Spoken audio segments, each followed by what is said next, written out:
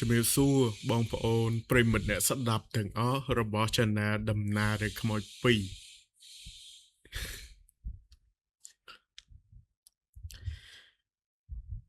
សូមស្វាគមន៍មកកាន់វីដេអូថ្មីជាមួយនឹងសាច់រឿងថ្មីនៅក្នុងថ្ងៃនេះផងដែរខ្ញុំចង់ប្រាប់ទៅកាន់បងប្អូនថា Channel ដំណើរឬខ្មោច2របស់យើងបានត្រឡប់មកវិញហើយអរគុណមែនតើទៅដល់ម៉ែឪបងប្អូនទាំងអស់គ្នាដែលបានជូនពរដែលបានគាំទ្រដែលបានចូលចិត្តអាណិតស្រឡាញ់ហើយខ្ញុំពិតជាសប្បាយចិត្តដែល Channel ដំណើររឿងខ្មោច2ត្រឡប់មកវិញខ្ញុំអត់នឹកស្មានដល់ទេខ្ញុំពិតជារំភើបមែនតើកាលពីម្សិលមិញត្រូវជាថ្ងៃទី29កំឡុងពេលដែលខ្ញុំនៅផ្ទះខ្ញុំទៅរកខ្យងទៅរកក្តាមត្រឡប់មកវិញហត់នឿយពេកក៏បើក YouTube Studio មើលក៏ស្រាប់តែឃើញថា YouTube គេបានប្រាប់យើងថាយើងខ្លាចជាដៃគូសហការមួយគេបន្តទៅទៀតជាមួយនឹង Channel ដំណើររឿងខ្មោច2ខ្ញុំសប្បាយចិត្តមែនតើហើយបងប្អូនទាំងអស់គ្នាខ្ញុំពិតជានឹកស្មានមិនដល់តែយ៉ាងណាក៏យើងបានត្រឡប់មកជួបគ្នាវិញហើយយើងនឹងចូលទៅដល់សាច់រឿងរបស់យើងដែលនឹងមានជាបន្តបន្ទាប់ញឹកញាប់នៅក្នុង Channel មួយនេះដោយសារតែជា Channel ដែលខ្ញុំស្រឡាញ់បំផុតស្រឡាញ់ទាំងឈ្មោះចិត្តស្រឡាញ់ទាំងអនុស្សាវរីយ៍ដែលយើងបានធ្លាប់ជួបគ្នានៅក្នុង Channel មួយនេះហើយក៏មានប្រិយមិត្តអ្នកស្ដាប់ច្រើនដែលជាប្រិយមិត្តចាស់ប្រិយមិត្តថ្មីដែលស្ថិតនៅក្នុង Channel មួយនេះអញ្ចឹង Channel មួយនេះគឺជា Channel ចាំបាច់បំផុតដែលយើងត្រូវតែមានសាច់រឿងស្ដាប់អញ្ចឹងអរគុណម្ដងហើយម្ដងទៀតទៅដល់ម៉ែឪបងប្អូនដែលតែងតែ comment មកសួរតែសូមជំរាបជូនដំណឹងបងប្អូនទៅកាន់អ្នកដែលឆាតចូល page តិចថាមួយរយៈនេះខ្ញុំអត់បានតបទេដោយសារតែមានបញ្ហាតិចតួចខ្ញុំអត់អាចតបបងប្អូននៅក្នុង page បានអញ្ចឹងបើសិនជាបងប្អូនមានសាច់រឿងអាចឆាតមក Telegram បានឬក៏បងប្អូន comment នៅក្នុងសាច់រឿងមួយណាក៏ដោយដែលបងប្អូនចង់ចែកម្លែកសាច់រឿងឬក៏អីបងប្អូនអាចប្រាប់ខ្ញុំបានខ្ញុំនឹងឆាតទៅបងប្អូនក៏បានបងប្អូនឆាតមកខ្ញុំតាម Telegram ក៏បានអញ្ចឹងឯនេះជាកាដូហើយក៏ជាការអរគុណទៅដល់បងប្អូនទាំងអស់គ្នាខ្ញុំមាន2សាច់រឿងដែលជាសាច់រឿងរបស់ប្រិយមិត្តអ្នកស្ដាប់របស់យើងមកចែកម្លែកជូនទៅកាន់បងប្អូនទាំងអស់គ្នាតែ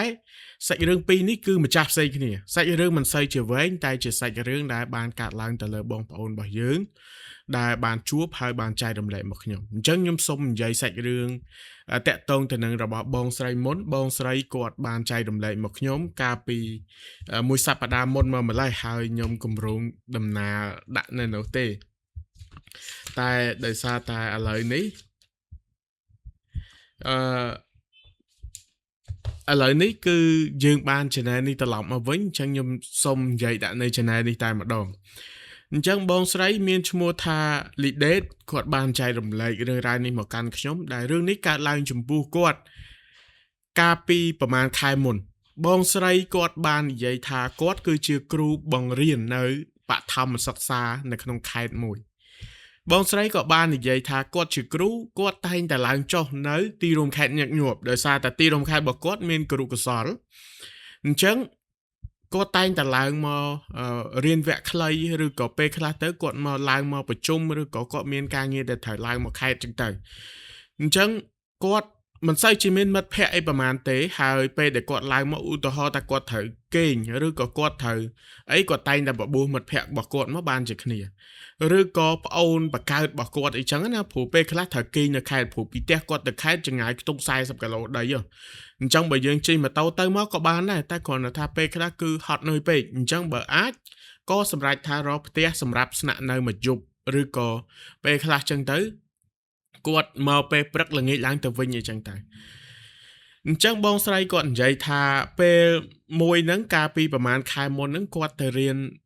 វគ្គខ្លីប្រហែលដូចជាខ្ទង់2សប្តាហ៍តែទៅតែពេលសៅរ៍អាទិត្យទេបងស្រីគាត់បាននិយាយថាបងស្រីក៏បាននិយាយថាគាត់បានទៅដល់ទីរួមខេត្តហ្នឹងហើយគាត់ត្រូវរៀនថ្ងៃសៅរ៍រៀនថ្ងៃអាទិត្យអញ្ចឹងគាត់ត្រូវសម្រាកមកជប់ក៏ប៉ុន្តែគម្រោងរបស់គាត់ដំបូងហ្នឹងគឺគាត់ទៅគេងបន្ទប់មិត្តភ័ក្តិរបស់គាត់ដែលគេរៀនបន្តនៅបញ្ញាបត្រ បញ្ញាបត្រនៅទីរួមខេត្តហ្នឹងមិនមែនជាមិត្តភ័ក្ដិនេះទេតើណាជាប្អូនសិស្សប្អូនជំនាន់ក្រោយអញ្ចឹងណានិយាយគ្នាហើយតែដល់ពេលដែលដល់ថ្ងៃស្រាប់តែប្អូនគេត្រូវឡើងមកស្រុកវិញអញ្ចឹងអត់មានអ្នកនៅទីរួមខេត្តនឹងទេអញ្ចឹងមុនចង់មិនចង់គាត់ក៏សម្រាប់ចិត្តថាត្រូវរកកន្លែងគេងរកផ្ទះសម្រាប់គេងមកយប់សិនពេលដែលគាត់ទៅរៀនហ្នឹងគឺគាត់បានសួរលោកគ្រូលោកគ្រូសំទោសបានសួរអ្នកគ្រូផ្សេងទៀតថាមានកន្លែងស្នាក់នៅអ្នកខ្លះគេត្រឡប់ទៅផ្ទះវិញអ្នកខ្លះទៅថាគេគេងមួយបងប្អូនអ្នកខ្លះទៅគេមានផ្ទះបងប្អូនរបស់គេអញ្ចឹងណាគាត់ព្យាយាមសួរគេលោអ្នកណាអត់ទាន់មានកន្លែងគេងអីអាចទៅគេងបានជាគ្នាមួយគាត់បានមិនបាច់ចាញ់លុយក៏បានដែរចាំគាត់អ្នកចាញ់អញ្ចឹងណាឧទាហរណ៍ថាមកយប់$10ឬក៏$15អញ្ចឹងទៅជាប្រភេទផ្ទះសំណាក់អីចឹងទៅតែអត់មានទេដល់ល្ងាចហើយហ្នឹងក៏គ្មានដែរបើមានតែប្រុសគេគេងគ្នាគេប្រុសអញ្ចឹងណាយើងស្រីទៅគេងមួយគេមិនអញ្ចឹងក៏សម្រេចចិត្តថាបើគេមិនទៅបើគ្មានអ្នកទៅគេងយើងគេងម្នាក់ឯងទៅបើជិះម៉ូតូទៅផ្ទះវិញទៅដល់យប់ហើយព្រលឹមឡើងម៉ោង5ម៉ោង4ជាងត្រូវជិះត្រឡប់មកវិញទៀតអញ្ចឹងដេកអត់ឆ្អែតទេហើយក៏មិនមែនថាមិនធ្លាប់នៅម្នាក់ឯងមិនធ្លាប់គេងម្នាក់ឯងដែរអញ្ចឹងសម្រាប់ថាទាំងគេទាំងយើងមានតែសម្រាប់ថាគេងទៅម្នាក់ឯងក៏ម្នាក់ឯងចោះណាមួយទៅផ្ទះសំណាក់វាមិនមែនមានតែយើងទេហើយណាក៏មានម្ចាស់ផ្ទះសំណាក់មានអីដែរណាមួយផ្ទះសំណាក់តាមខេត្តអញ្ចឹងអាចនិយាយបានថាគេធ្វើជាលក្ខណៈគ្រួសារវាមិនមែនជាលក្ខណៈថាមានបុគ្គលិកអីមកពីណាពីណីឬក៏ធំអីទេជាប្រភេទផ្ទះធម្មតាគេដាក់ផ្លាកផ្ទះសំណាក់អីចឹងទៅក៏មានផ្ទះនៅចិត្តសាលាគ្រូកសលគាត់រៀនដែរតែគាត់និយាយថាកក្រិចពេកហើយអញញ៉ៃពេកបានន័យថាមានទាំងសិស្សមានទាំងគ្រូមានទាំងអីហើយបន្ទប់ខ្លះគឺកក្រិចហើយជាប្រភេទផ្ទះសំណាក់ស្នាក់មួយថ្ងៃពីរថ្ងៃឬក៏ស្នាក់មួយខែឬក៏មួយអាទិត្យដែរតែកក្រិចពេកគាត់ធ្លាប់តែគេងអញ្ចឹងគាត់អត់ចង់គេងទេក៏សម្រេចចិត្តថាទៅរកផ្ទះកន្លែងផ្សេងដល់ជិះដើរមើលចេញពីរៀនម៉ោង5ហ្នឹងជិះដើររមើលចុះឡើងទៅក៏ឃើញថាមានផ្ទះសំណាក់មួយដែលនៅកណ្ដាលក្រុងនឹងមកអញ្ចឹងគាត់ក៏ចូលទៅសួរពីតម្លៃពីអីចឹងទៅក៏គេប្រាប់ពីតម្លៃអីហើយគាត់ក៏ឆែកមើលបន្ទប់ក៏គិតថាវាសមរម្យណាអញ្ចឹងក៏សម្រេចចិត្តថាជួលស្នាក់នៅមួយយប់តែម្ដងអញ្ចឹងពេលដែលចូលទៅគាត់ចូលទៅងូតទឹកងូតអីផ្លាស់កៅអៅអីហើយគាត់ចេញមករកទិញអីហូបសិនព្រោះគាត់ត្រូវហូបបាយពេលល្ងាចហូបអីហើយបានទៅសម្រាកវិញអញ្ចឹងមកហូបបាយហូបអីហើយម៉ោងខ្ទង់6ជាង7គាត់ក៏ជិះដើរមើលក្នុងខេត្តហ្នឹងមិនតិចអីចឹងទៅហើយក៏គាត់ទៅបន្ទប់គេងវិញម៉ោងប្រហែលជាម៉ោង7កន្លះហ្នឹងឯងពេលដែលទៅដល់កន្លែងគេងវិញគាត់ក៏ចាប់ផ្ដើមដាក់ខ្លួនលេងទូរស័ព្ទអីចឹងទៅទៅអ្នកផ្ទះអីចឹងទៅមើលការងារមើលមេរៀនអីចឹងទៅអីហើយក៏ខ្ទង់ម៉ោងជា9ជាងគាត់ចាប់អារម្មណ៍ថាផ្ទះហ្នឹងដូចជាមានមនុស្សចូលមកបន្ថែមទៀតព្រោះឮសំឡេងមាត់ហើយឮសំឡេងទាញវលីឮសំឡេងដើរហាក់ដូចជាមានអ្នកដែលទៅតែមកចូលមកគេងអញ្ចឹងណាជប់ម៉ោង9ម៉ោង10ហើយគាត់ក៏សង្ងំជាធម្មតាទៅរកមើលបើកទូបើកវាអត់ចេញទៀតក៏មើលទូរស័ព្ទអស់មើល TikTok មើល scroll មើល YouTube មើលអីចឹងទៅម៉ោងប្រហែលជា10ហ្នឹងក៏រៀងទន់ភ្នែក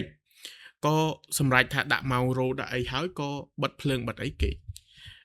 គាត់ទម្លាប់របស់គាត់គឺគេងគឺបិទភ្លើងល្ងឹតឈឹងបានគាត់គេងស្រាប់តែគាត់បិទភ្លើងល្ងឹតឈឹងគេងទៅក៏ស្រាប់តែឮសំឡេងមនុស្សនិយាយដែលនិយាយហ្នឹងសំឡេងហ្នឹងប្រហែលជាខ្ទង់អាយុខ្ទង់50ជាងអីទៅដឹង50 60អីទៅដឹងព្រោះជាសំឡេងមនុស្សស្រីណា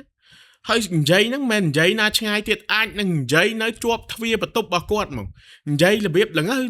ទៅពេលយើងផ្ទៀងស្ដាប់បាត់មកសន្ទុះនិយាយទៀតណាអញ្ចឹងគាត់ស្គីតិចហើយគាត់គេងអត់លក់ទេអញ្ចឹងគាត់ក៏ងើបមកចុចភ្លើងហើយបំរុងនឹងបើកទ្វារដើម្បីមើលថាម៉េចក៏មកឈរនិយាយមកបន្ទប់គាត់ចឹងគាត់បើកភ្លើងបើកអីហើយក៏ទាញបើកទ្វារមើលមកខាងក្រៅគឺអត់មានទេមានតែផ្លូវដើរល្ងឹតឈឹងស្លុបអញ្ចឹងទៅគាត់ក៏បិទទ្វារមកវិញស្រាប់តែពេលដែលគាត់បិទទ្វារមកវិញគាត់ក៏មកបិទភ្លើងហើយគាត់ចូលមកដេកធម្មតាគ្រាន់តែគាត់បិទភ្នែកដេកទៅគាត់យល់សប្តែឃើញមនុស្សស្រីម្នាក់ដែលអាយុខ្ទង់50 60ហ្នឹងឯងតាមអ្វីដែលគាត់និយាយណាគឺកំពុងតែឈរនៅមុខបន្ទប់ទឹករបស់គាត់ហើយយកដៃម្ខាងហ្នឹងច្រត់អញ្ចឹងហើយឈរមើលគាត់ ហើយដល់ពេលនៅក្នុងយូរសពហ្នឹងគាត់អង្គុយនៅលើកដាក្រែហ្នឹងមកហើយគាត់សម្លឹងមើលទៅអ៊ំស្រីហ្នឹងវិញហើយក៏អត់បាននិយាយអីទេតែអ៊ំស្រីហ្នឹងនៅពេលដែលឈរមកសតុះទៅក៏ដើរចូលបន្ទប់ទឹកហ្នឹងគាត់ឃើញដើរចូលបន្ទប់ទឹកអញ្ចឹងគាត់ក៏ចុះពីលើក្រែដើរទៅមើលស្រាប់តែគាត់ដើរទៅមើលបងប្អូនទាំងអស់គ្នាគាត់ឃើញអ៊ំស្រីម្នាក់ហ្នឹងកំពុងតែដេកចងាងាងនៅកដាបន្ទប់ទឹកហើយក្នុងសភាពហើខ្មៅរោជួមដុំបងប្អូនសម័យឃើញរូបភាពគាត់ក៏ស្រែកយកស្រែកឡើងភ្ញាក់ខ្លួនឯងស្រែកឡើងងូបមកឡើងក៏ជ្រោឡើងភ្ញាក់ខ្លួនឯងទៅក៏សវេសវ៉ាទូរស័ព្ទកំឡុងពេលសវេសវ៉ាទូរស័ព្ទបងប្អូនហើយគាត់និយាយថាដៃយើងមិនស្ទាបរកទូរស័ព្ទចុំនៅលើពុកឬក៏នៅលើតុអីចឹងណា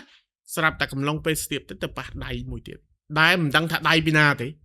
ប៉ះពឹបគាត់ចាប់ផ្ដើមស្ទុះងើបដល់គាត់ចាប់ផ្ដើមស្ទុះងើបហើយរត់ទៅចុចបើកកុងតាក់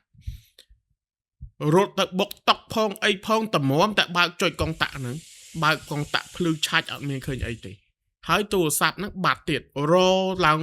ចង់កន្លះម៉ោងបានឃើញទូរស័ព្ទហ្នឹងធ្លាក់ទៅនោះកលៀតពុកគាត់រចង់កន្លះម៉ោងរផងភ័យផងហើយអ្វីដែលសំខាន់នោះបងប្អូនគាត់ធំក្លិនស្អុយមិនមែនស្អុយប្រហុកទេស្អុយហ្នឹងគឺស្អុយខាហ្មងក្លិនប្រហុកធំខាបើប្រហុកគឺប្រហុកហ្នឹងខូចវាមិនមែនស្អុយឈ្ងុយវាស្អុយខាស្អុយអាសោចក្លិនកក្រុកដល់ពេលអញ្ចឹងគាត់ក៏បើកភ្លើងរោមើលទូរស័ព្ទអីហ្នឹងហើយបានឃើញគាត់ក៏មកអង្គុយមើលទូរស័ព្ទហ្នឹងម៉ោងត្រឹមតែ 2:10 ជាងម៉ោង 1 ទេ 2:10 ជាងម៉ោង 1គាត់ចាប់ផ្ដើមអារម្មណ៍អត់ល្អភ័យផងមានអារម្មណ៍ថាខ្លាចផងហើយឈឺបត់ជើងផងភ័យចង់លិចនោមឈឺបត់ជើងផងតែអត់ហ៊ានចូលបន្ទប់ទឹកខ្លាចបើកទ្វារទៅបើកទ្វារបន្ទប់ទឹកទៅឃើញអញ្ចឹងព្រោះយើងទៅតែយល់សពហើយថានៅក្នុងបន្ទប់ទឹកហ្នឹងមកអញ្ចឹងក៏ឡើងមកដេកលើពុកវិញតែអត់ហ៊ានបិទភ្លើងទេបងប្អូនជឿថាកំឡុងពេលដែលគាត់សង្ងំដេកហ្នឹងគាត់បើកលោកទេសស្ដាប់ដើម្បីកុំឲ្យខ្លាចហើយគាត់ដេកផ្អៀងបែរមកខាងឆ្វេងចេះគាត់ដេកខាងស្ដាំពុកគាត់បែរមកឆ្វេងមកន័យថាបែរមកកណ្ដាលពុកហើយទ្វាររបស់បន្ទប់របស់គាត់ហ្នឹងគឺនៅបើយើងដេកចឹងទៅគឺនៅខាងស្ដាំដែរបន្ទប់ទឹកនៅចុងជើងស្រាប់តែកំឡុងពេលដែលគាត់សង្ងំដេកភ្លើងភ្លឺចេះនៅក្នុងបន្ទប់ហ្នឹងបងប្អូនទាំងអស់គ្នាស្រាប់តែគាត់ឃើញមនុស្សស្រីម្នាក់ដើរចេញមកពីបន្ទប់ទឹកហ្នឹងដែរតែចេញមកហ្នឹងគឺសភាពខ្លួនប្រាណរបស់គាត់ហ្នឹងគឺដូច color សខ្មៅគឺដើរចេញពីបន្ទប់ទឹកហ្នឹងមកហើយឈរមើលគាត់សម្លឹងមើលគាត់របៀបថាអោនមើលចេះអោនមើលមុខគាត់អញ្ចឹងណាតែឈរនៅចុងក្រែទេកំឡុងពេលហ្នឹងគឺគាត់អត់ទាន់ដេកលក់ទេអោនមើលគាត់ចុះឡើងហើយដើរទៅបាត់ដើរចេញទៅក្រៅបាត់តែអត់មានបើកទ្វារទេគឺដើរតម្រង់ទៅទ្វារហើយទៅបណ្ដោយដល់ពេលដើរចេញទៅបាត់ភ្លើងហ្នឹងលោតអលុតពប់អត់មិនមែនយូរសពទេហើយក៏មិនមែនរឿងអភិនិហាយដែរគឺវាជារឿងពិតប្រាកដពេលដែលអ៊ំស្រីនឹងដើរឆ្លងទ្វារទៅបាត់ភ្លើងហ្នឹងអលុតពប់បងម្ចាស់សាច់រឿងអ្នកគ្រូម្ចាស់សាច់រឿងគាត់ចាប់ផ្ដើមបិទភ្នែកសង្ងំតែក្នុងអារម្មណ៍គាត់ពេលហ្នឹងគាត់បន់ឲ្យតែភ្លឺឆាប់ហើយអារម្មណ៍របស់គាត់ពេលហ្នឹងគឺញ័រដូចកែបប្រឡាក់អំបិលចឹងញ័រអញ្ចឹងតែសួរថាហ៊ានធ្វើអីហ៊ានងើបហ៊ានរត់អត់ហ៊ានទេមានតែស្ដាប់ធម៌ហ្នឹងស្មាតោដេកសង្ងំដេកមិនដឹងថាលក់ពេលណាអីពេលណាទេតែដឹងអាភ្ញាក់ដឹងខ្លួនឡើងម៉ោង 7 កន្លះហើយចូលរៀនម៉ោង 7 ម៉ោង 7 កន្លះអត់ហ៊ានងូតទឹកអត់ហ៊ានដុសថ្មិញអីទាំងអស់ងើបតែពីដេកមកស្លៀកតែពាក់ខោអាវសិតតែសក់ហើយចេញមកក្រៅបដ ாய் មកដល់ដុសថ្មិញលុបមុខអីហ្នឹងគឺនៅការ៉ាស់សាំងទេអត់មានងូតទឹកអត់មានអីទាំងអស់បងប្អូនទាំងអស់គ្នាមកក្នុងសភាពបែបវេទនាមកហើយពេលដែលគាត់ចេញពីផ្ទះនឹងភ្លាមគាត់ក៏ទៅសាលាអត់បាននិយាយអីច្រើនទេដល់តែពេលបាយបានគាត់និយាយជាមួយលោកគ្រូអ្នកគ្រូផ្សេងទៀតចឹងទៅបានគាត់ប្រាប់ពីរឿងរ៉ាវដែលគាត់ជួបការប្រជុំមិញលោកគ្រូម្នាក់ដែលគាត់បរៀននៅចិត្តនឹងទីរួមខេត្តទាំងដែរហើយគាត់អាសាឡើងចុះអញ្ចឹងគាត់ក៏សួរថាទេសនៈមួយណាអីមួយណាអញ្ចឹងណាអ្នកគ្រូគាត់ក៏ប្រាប់លោកគ្រូនឹងក៏ប្រាប់ថាគាត់ដូចជាឃើញថាទេសនៈហ្នឹងទើបមានអ្នកស្លាប់កាលពីកន្លះខែមុនដែលអ៊ំស្រីដែលជាម្ចាស់ទេសនៈហ្នឹងគាត់បានធ្វើខ្លួនឯងនៅក្នុងផ្ទះសនៈហ្នឹងមក នៅក្នុងទេសនៈរបស់គាត់នឹងតែម្ដងមូលហេតុដោយសារតែប្តីគាត់មានស្រីហើយគាត់ខឹងហើយទេសនៈហ្នឹងគឺគាត់នៅជាមួយប្តីគាត់ហើយនឹងកូនប្រុសរបស់គាត់2នាក់កូនប្រុសរបស់គាត់អ្នកគិតលុយនឹងឯងអ្នកទទួលភ្ញៀវនឹងឯងគឺគាត់ធ្វើរឿងហ្នឹងនៅក្នុងទេសនៈរបស់គាត់ហ្នឹងតែមានអ្នកដឹងហ្នឹងគឺហួសពេលបាត់ហើយអញ្ចឹងមកន័យថាកន្លះខែមុនទេសនៈហ្នឹងគឺមានរឿងហ្នឹងហើយក៏មានអ្នកស្លាប់ហើយគាត់ទៅគេងនៅទេសនៈហ្នឹងវាជារឿងចៃដន្យរបស់គាត់ហើយគាត់ជួបតែគ្រាន់តែថាបងស្រីគាត់និយាយថាគាត់មិនបានទៅជាជ្រុះសក់ភ័យជ្រុះសក់ឬក៏អីទេគ្រាន់តែថាពេលដែលគាត់នឹកឃើញដល់ចំណុចរឿងហ្នឹងគាត់ព្រឺសម្បុរហើយគាត់មានអារម្មណ៍ថាខ្លួនប្រាណរបស់គាត់ហ្នឹងគឺស្រាលហើយគាត់និយាយទៀតថា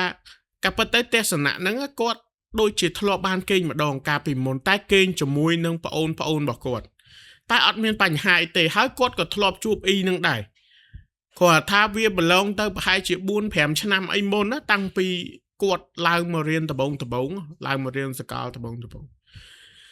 អញ្ចឹងអាចថាអ្នកដែលគាត់ជួបនឹងគឺជាអ៊ីដែលជាម្ចាស់ទេសនៈហ្នឹងឯងដែលគាត់ទើបតែស្លាប់ប្រហែលជាកន្លះខែមុនហ្នឹងឯងប្រហែលជាគាត់មកក្នុងបំណងឲ្យយើងឃើញឬក៏មិនមែនថាប្រឡាចទេអាចថាមកពីព្រលឹងរបស់គាត់នៅវល់នៅក្នុងផ្ទះហ្នឹងអញ្ចឹងយើងដែលជាភ្ញៀវយើងអ្នកអីនេះទៅរាសីយើងទៀបទៅឃើញគាត់បដ ாய் ប្រហែលជាគាត់អាចដើរឬក៏បើតាមខ្ញុំគិតថាបើសិនជាបន្ទប់អ៊ីហ្នឹងគាត់ស្លាប់នៅហ្នឹងប្រហែលជាគេមិនដាក់ភ្ញៀវទេអាចនឹងគាត់ធ្វើរឿងហ្នឹងនៅបន្ទប់សម្រានរបស់គាត់អីចឹងណាតែព្រលឹងរបស់គាត់ហ្នឹងគឺដើរនៅក្នុងផ្ទះហ្នឹងអាហ្នឹងជាអ្វីដែលខ្ញុំគិតហើយខ្ញុំក៏បាននិយាយជាមួយនឹងបងស្រីដែលជាម្ចាស់សាច់រឿងហ្នឹងដែរអញ្ចឹងនេះគឺជាសាច់រឿងរបស់បងស្រីហើយក៏ជាសាច់រឿងទី1នៅក្នុងវីដេអូថ្ងៃនេះផងដែរអញ្ចឹងយើងចូលទៅដល់សាច់រឿងទី2សម្រាប់សាច់រឿងទី2នេះគឺអ្នកដែលចូលចិត្តបោះតង់ផ្សងព្រេងអ្នកដែលចូលចិត្តចូលព្រៃអ្នកដែលចូលចិត្តដើរលេងបែបឆាយបានន័យថាអត់សូវមានកម្រងទេតោះទៅបដ ாய் បានប៉ុណ្ណាទៅប៉ុណ្ណឹងស្ដាប់រឿងហ្នឹងខ្ញុំនិយាយរឿងបងប្រុសម្នាក់ដែលបងប្រុសម្នាក់ហ្នឹងបើសិនជាអ្នកដែល fan ក្នុងវិស័យ YouTube អ្នកដែលផលិតមេតិកាបោះតង់ដែលអត់និយាយបើសិនជាខ្ញុំធ្លាប់ដឹង content បែបហ្នឹងគេហៅថា content បែបបរទេសឬក៏ content ដែលអាចមើលបានទាំងអស់មកព្រោះមេតិកាការបោះតង់របស់គាត់ហ្នឹងគឺអត់និយាយទេ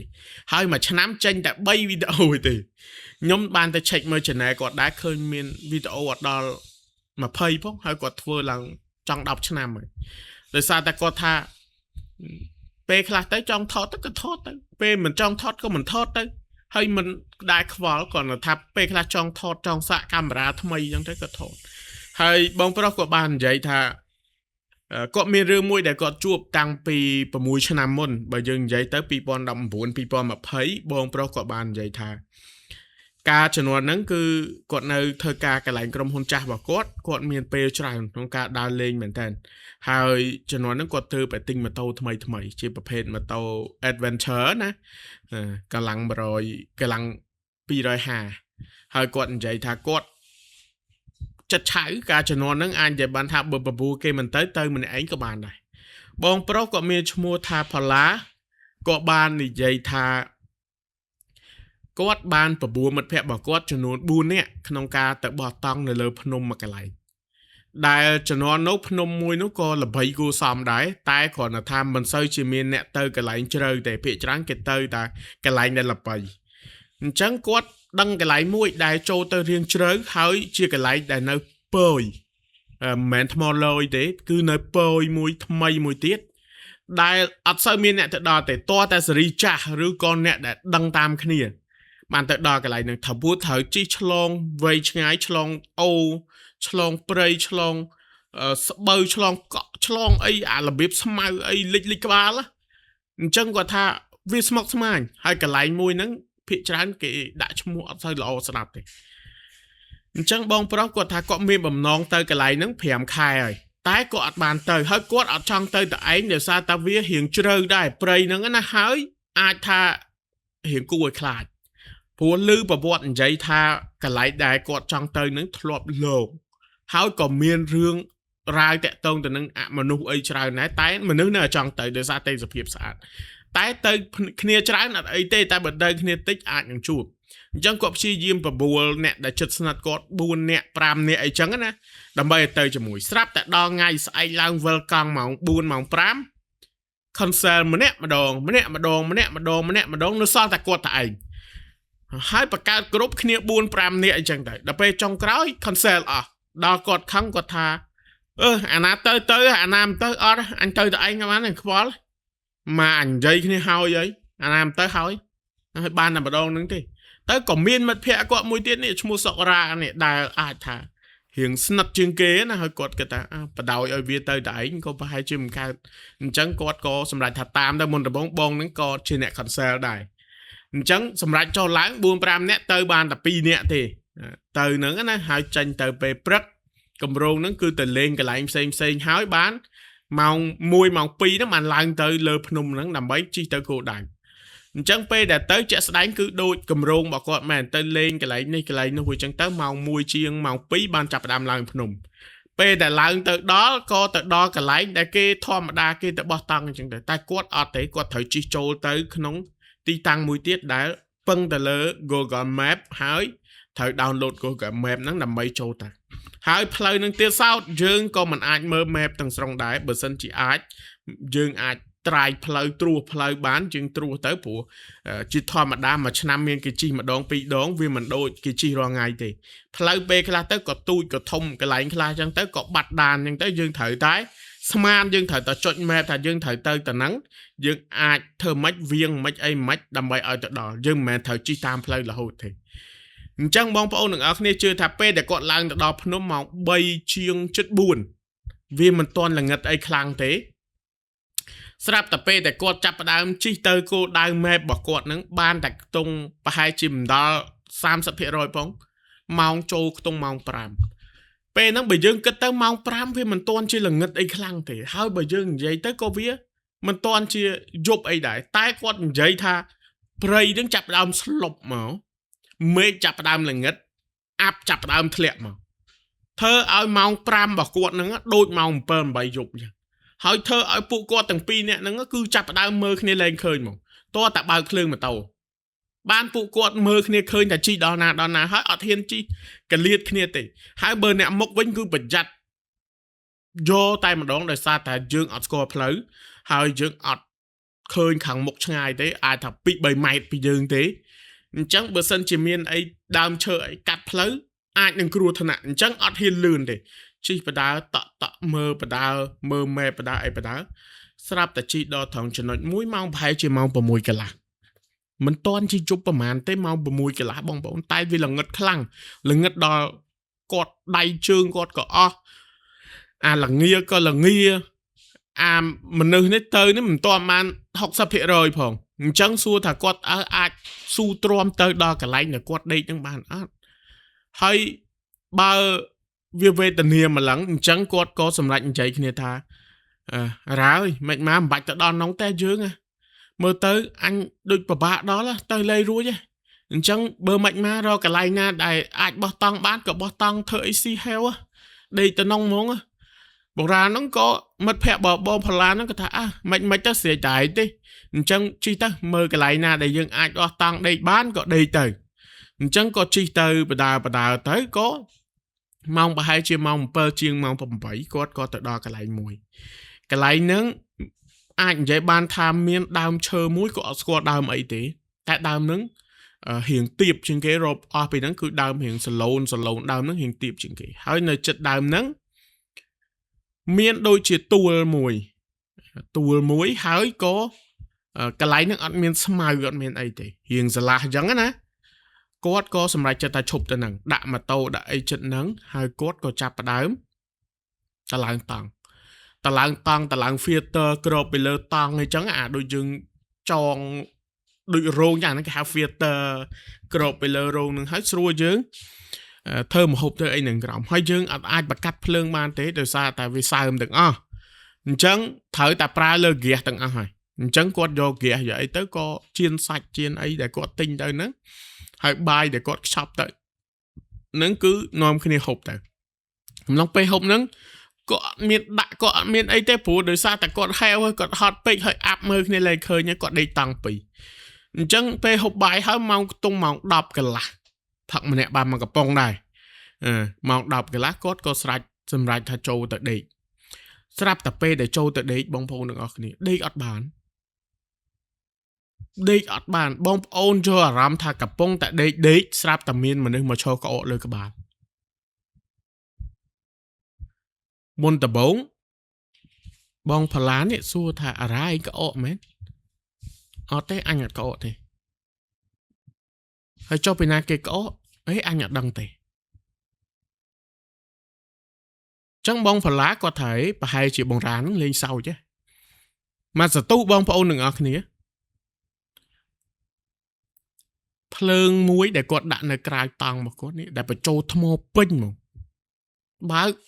ប្រចាំងដើម្បីភ្លឺព្រោះយើងបង្កាត់ភ្លើងអត់បានហើយដេកក្នុងព្រៃអត់ភ្លើងមិនកើតដល់ពេលអញ្ចឹងគ្រាន់តែបានមកសតុភ្លើងហ្នឹងលុតឆឹបពេលលុតឆឹបគាត់ចេញមកមើលពេលដែលគាត់ចេញមកមើលអាភ្លើងដែលគាត់អត់លុតហ្នឹងប្រហែលជាខ្ទង់6ម៉ែត្រពីគាត់ហួសអាទួលហ្នឹងបន្តិចមនុស្សប្រុសម្នាក់ឈរអោបដៃ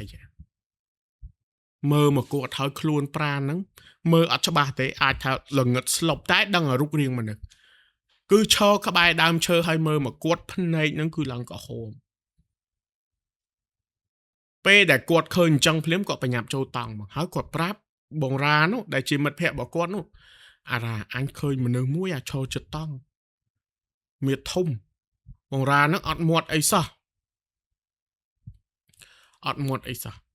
ស្រាប់តែ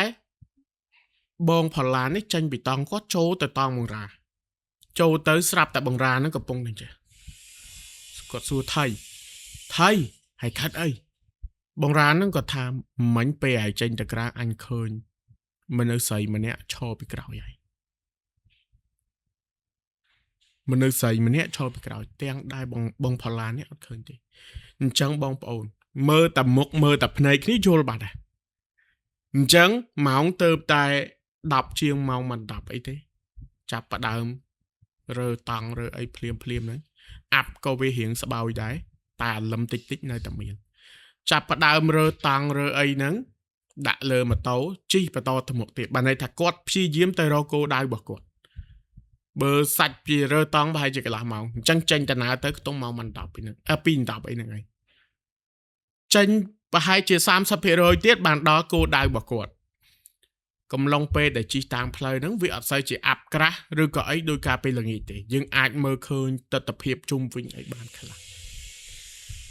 កំពុងតែជិះម៉ូតូឃើញភ្លើងប្រហែលជាប្រព័ន្ធបាល់ចុះតែធំជាងបាល់បន្តិចចុះភ្លើងពណ៌បៃតងខ្ចីហ្នឹងហោះកាត់ពីមុខពួកគាត់កាត់ហ្នឹងប្រហែលជាខ្ទង់50ម៉ែត្រពីពួកគាត់ហ្នឹងហើយហោះហ្នឹងអត់ខ្ពស់ទេហោះហ្នឹងប្រហែលជាខ្ទង់ថា3-4ម៉ែត្រពីដីចុះហោះកាត់ពីមុខគាត់ឡើងវឹងទៅហើយទៅឆ្ងាយមកពេលហ្នឹងគាត់ឈប់ម៉ូតូសួរគ្នាថាមានឃើញអត់បងរាក៏ឃើញបងផល្លាហ្នឹងក៏ឃើញ បងប្អូនជឿថាពេលដែលគាត់ជិះទៅដល់អាកន្លែងដែលគាត់ឃើញភ្លើងហោះហ្នឹងហើយគាត់ក៏លេចទៅឃើញរបៀបដូចផ្ទះគេទុកចោលដូចផ្ទះគេទុកចោលដូចផ្ទះបុរាណអញ្ចឹងណាតែជាប្រភេទផ្ទះឈើគេទុកចោលហើយឡើងខ្ពស់មើលទៅផ្ទះហ្នឹងឡើងឆ្ដោតនៅលើទួលមួយអញ្ចឹងណាគាត់ឃើញភ្លើងហោះចេញពីហ្នឹងឯងតែមុនដំបូងគាត់អត់ដឹងថាជាផ្ទះទេតោះតែពេលដែលគាត់ជិះទៅចិត្តបានគាត់មើលពីពលឺប្រច័នពីពលឺអីទាំងមកឃើញគាត់ក៏ជិះហួសតែក្នុងចិត្តក្នុងអារម្មណ៍ចុយម៉ែអញដឹងទៅដល់ណាយេមើល map ផងអីផងជិះទៅដល់អូមួយអត់មានផ្លូវទៅទៀតទេហើយបើត្រូវឆ្លងអូហ្នឹងទឹកហ្នឹងប្រហែលជាធំចកេះហើយម៉ូតូតតែសែងហើយសែងពីម៉ូតូគ្នា2នាក់ងាប់បដ ாய் អញ្ចឹងគួរធ្វើមិនជិះនាំគ្នាជិះតាមអូហ្នឹងរកកន្លែងវាងខៃឡូមានស្ពានមានអីវាងជិះអត់មានទេបងប្អូនជិះអត់មានស្ពានវាងទៅវាងមកម៉ោងប្រហែលជាម៉ោង1ជាងរកកន្លែងវាងផ្លូវហ្នឹងអត់បានជិះបកត្រឡប់ក្រោយមកវិញបានប្រហែលជាខ្ទង់កន្លះគីឡូដីស្រាប់តែឃើញមនុស្សប្រុសម្នាក់ដើរកពាត់ដៃហើយក្បាលមានសក់ទេក្បាលឡើងតងោល ភ្នែកនឹងបងប្អូនភ្នែកនឹងគូភ្នែកនឹងស្មាតោគាត់ថាភ្នែកនឹងឡងកឡោតឡងលៀនចង់ចាញ់មកក្រៅហើយស្បែកមុខមាត់អីហ្នឹងគឺរៀងខ្មៅស្អាប់ដូចជនជាតិអាហ្វ្រិកចឹងហើយពាក់ខោខ្លីខោ boxer ដូចមនុស្សចាស់ចំណាំមកស្លៀកណាហើយពាក់អាវដៃខ្លីដើរឈ្ងោកដល់ពេលគាត់ជិះមកវាមិនទល់គ្នាបងប្រុសហ្នឹងក៏គាត់មុនដំបូងគាត់ថាជីហួរតែជីដូចវាមិនសមព្រោះជិះមួយថ្ងៃវាអត់ជួបមនុស្សអញ្ចឹងក៏បើសិនជាខ្មោចក៏ខ្មោចទៅចោះឈប់សួរបន្តិចសិនថាមានដឹងផ្លូវណាទៅកន្លែងនេះអីអត់ស្រាប់តែប៉ែកនឹងដើរមកគាត់ជិះទៅដល់ចិត្តនេះបងផល្លានគាត់ក៏ឈប់ម៉ូតូងក់គាត់ថាយើងសួរគេមួយម៉ាត់ទៅណាស្រាប់តែឈប់ម៉ូតូងក់គេដើរមកគេជិះម៉ូតូយើងគេអត់និយាយរកយើងទាំងអស់គេជិះម៉ូតូយើងឲ្យបងបលាសួរបងទៅណាគេអត់និយាយរកជិះហួសបងបលាហ្នឹងក៏សោចហើយក៏មួម៉ូតូទៅមុខទៀតត្រឡប់មកវិញគិតថាហ្នឹងបើរកផ្លូវមិនឃើញអញ្ចឹងមានតែចេញមកវិញទេអត់ទៅគោដៅរបស់គាត់ទេស្រាប់តែជិះមកបងប្អូនរកផ្លូវដែលត្រូវបត់មកកន្លែងដែលគាត់ដេកហ្នឹងក៏មិនឃើញរកផ្លូវនឹងចេញក៏មិនឃើញជិះតាំងពីម៉ោងម៉ាត់ដណ្ដប់ជាង2ដណ្ដប់រហូតដល់ម៉ោង4ជិះដល់មេឃចាប់ផ្ដើមរៀងភ្លឺមកពីខាងកើតបានថាអូម៉ោង4ហើយនាំគ្នាមើលម៉ោងហើយម៉ូតូអស់សាំងហើយម៉ូតូរបស់បងសុករាគឺអស់សាំងម៉ូតូបងផល្លាននៅសាំងប្រហែលជាខ្ទង់1លីត្រអញ្ចឹងសម្រាប់សម្រួលគឺទុកម៉ូតូចោលហើយពួកគាត់ដាក់ខ្លួនដេកនៅលើស្លឹកឈើនៅលើអីហ្នឹងពួកអស់ខ្យល់ហើយជិះចង់បើសាច់ជិះហ្នឹងចង់ជិះពីម្ពិញហ្នឹងទៅដល់សៀមរាបទៅដល់បាត់ដំបងអីហើយស្រាប់តែដាក់ខ្លួនដេកទៅបងប្អូនហើយមានទឹកអីមួយយ៉ាងឯងស្រាប់តែហូរតក់ចូលមាត់គាត់ផ្អែមស្រាប់តែគាត់បើកភ្នែកទៅឃើញមនុស្សប្រុសម្នាក់បងប្អូនគាត់ថាខ្ពស់មែនតើកម្ពស់ហ្នឹងចូល3ម៉ែត្រទៅហើយស្គមខ្លួនហ្នឹងរុំកណាត់ពណ៌សសក់សពុកមាត់សកំពុងតែចាក់ទឹកនៅលើមាត់គាត់ចាក់ទឹកហ្នឹងដូចទឹកកំពង់អាស័យដូចទឹកខ្នោតចឹងតែវាកំពង់ហ្នឹងរៀងស្រួយចាក់ទឹកហ្នឹងចូលមាត់គាត់ហើយផ្អែមឡំដូចទឹកតឡាចចឹងគាត់បើកភ្នែកមកតែគាត់និយាយអត់បានទេតែគាត់មើលឃើញផឹកទឹកនឹងហើយដេកទៅវិញទៅអត់មាននិយាយអីទាំងអស់ដល់ម៉ោង6កន្លះបានពួកគាត់ភ្ញាក់ដឹងខ្លួនភ្ញាក់ហ្នឹងដោយសារតែមេឃភ្លៀងមកល្ងីហើយវាតក់មកលើខ្លួនក៏ក្រឹមភ្ញាក់ទាំងពីរភ្ញាក់មកក៏ទាញអា filter ហ្នឹងក្របទាំងមនុស្សក្របទាំងអីហើយអង្គុយគាត់ក៏សួរបងសុករានេះថាយប់មិញហ្នឹងឯងមានឃើញមនុស្សប្រុសម្នាក់មកចាក់ទឹកចូលមាត់អត់គាត់ថាអញបានផឹកដែរផឹកទៅផ្អែមដូចទឹកតឡាចគាត់ថាឯងមានឃើញទីអញអត់ថាមនុស្សហ្នឹងមានធំខ្ពស់ប្រហែលជា2-3ម៉ែត្របងសុករាថាអញឃើញតែអញមើលទៅដូចតាអីស័យនិយាយជាមួយគ្នាអញ្ចឹងណាហើយចុះហើយមានបានឃើញអាប៉ែកមួយយើងជិះមកអញខំស្រែកសួរវាអត់មាត់អត់គាត់ថាទេអញអត់ឃើញទេអញឃើញតែឯងឈប់ម៉ូតូចុចទូរស័ព្ទហើយជិះទៅទៀតចឹងហើយអត់បានឃើញអាប៉ែកមួយខ្មៅដើរហ្នឹងឯងហ្នឹងអញអត់ឃើញផងអញជិះពីក្រោយឯងរហូតគ្មានឃើញឯងនិយាយមួយពីណាផងចឹងមកន័យថាយប់មិញហ្នឹងគឺបងផល្លាឃើញតែឯងតែគ្រាន់តាមួយដែលចាក់ទឹកកំពង់ចូលមាត់គាត់នេះគឺឃើញទាំងពីរនេះហើយកំឡុងពេលហ្នឹងគឺគាត់ដេកងើបឡើងបងប្អូនគាត់ដេកហ្នឹងគឺក្រោមដើមគាត់អត់ស្គាល់ដើមអីតែគាត់ថាមិនមែនដើមស្រល់ទេគាត់ដេកនៅហ្នឹងដោយសារតែអស់ខ្លាំងពេកដល់ភ្លឺឡើងគាត់ក៏លើកដៃសាពះទៅមេឃរៀងរាំងគាត់ជិះមកប្រហែលជាខ្ទង់មិនដល់កន្លះម៉ោងចេញមករកផ្លូវឃើញវិញហើយបងប្អូនអ្វីដែលមិនគួរឲ្យជឿហ្នឹងជប់មិញហ្នឹងគឺគាត់អត់ជិះទៅណាឆ្ងាយទេគាត់ជិះជុំវិញកន្លែងដែលគាត់ដេកមុនហ្នឹងឯងហើយសនាមដានម៉ូតូរបស់គាត់ហ្នឹងឡើងទួកផ្លូវអញ្ចឹងមកយប់ហ្នឹងគឺគាត់ជិះជុំវិញអាហ្នឹងឯងមកទួលហ្នឹងឯងគឺគាត់ជិះជុំវិញហ្នឹងឯងហើយអូហ្នឹងអត់វែងទេគាត់ថាងើបមកអូហ្នឹងជិះថាខ្ទង់ថា50ម៉ែត្រចុះអូហ្នឹងដូចថ្លុកមួយចុះហើយគាត់ជិះជុំវិញអាទឹកហ្នឹងជិះជុំវិញអូថ្លុកទឹកអាកន្លែងគាត់ដេកហ្នឹងគឺជិះជុំវិញកន្លែងហ្នឹងអញ្ចឹងបានថាអ្វីក៏អាចកើតមានដែររឿងអីក៏អាចកើតឡើងមានដែរបើសិនជាយើងចូលកន្លែងតំបន់របស់គេហើយយើងអត់ដឹងហើយគាត់អត់បាននិយាយអីខុសគាត់អត់បានធ្វើអីខុសទេគ្រាន់តែថាអាចនឹងយើងទៅរាសីយើងទៀបឬក៏យើង ហូបចុកអីយើងអត់ដាក់អីគេយើងអត់និយាយយើងអត់សុំអីចឹងណាតែគាត់ថាពាក្យប្រមាថពាក្យអីគាត់អត់ទេព្រោះគាត់អ្នកដើរគាត់ដឹងតែតម្រៃជើង4គង់តែមានផ្លាត់ថ្ងៃណាមួយគង់តែជួបគង់តែនឹងប្រទេសរឿងណាមួយទេបើអ្នកខ្លះតើតែយើងធ្វើអីគេមិនគេប្រកាន់អ្នកខ្លះយើងមិនធ្វើអីគេក៏គេប្រកាន់យើងដែរឲ្យតែគេចង់ប្រកាន់ចានេះគឺជារឿងរ៉ាវដែលបងប្រុសនិងបងស្រីម្ចាស់សាច់រឿងក៏បានជួបហើយគាត់ចែករំលែកមកកាន់ខ្ញុំសម្រាប់បងប្អូនយល់ឃើញយ៉ាងណាអាច comment នៅខាងក្រោមបានហើយអរគុណម្ដងទៀតសម្រាប់ការសន្តាប់សម្រាប់ការគាំទ្រហើយយើងនឹងមានឱកាសក្នុងការជួបគ្នាជាបន្តបន្ទាប់នៅក្នុង channel ដំណើររឿងខ្មោច2សម្រាប់សាច់រឿងនេះគឺមានតែប៉ុណ្្នឹងទេសម្រាប់បងប្អូនប្រិយមិត្តអ្នកស្ដាប់ទាំងអស់គ្នាសង្ឃឹមថាបងប្អូនដែលមិនទាន់ជួយចុច Subscribe មិនទាន់បានដាក់សញ្ញាកណ្ដឹងកុំភ្លេចជួយចុច Subscribe និងដាក់សញ្ញាកណ្ដឹងម្នាក់មួយផងដើម្បីទទួលបាននូវសាច់រឿងថ្មីក៏ដូចជាការលើកទឹកចិត្តហើយបងប្អូនអាច comment ជាមតិយោបល់ឬក៏កែសម្រួលនៅចំណុចខ្វះខាតបានអរគុណបងប្អូនម្ដងទៀតជួបគ្នានៅវីដេអូក្រោយជាមួយនឹងសាច់រឿងថ្មី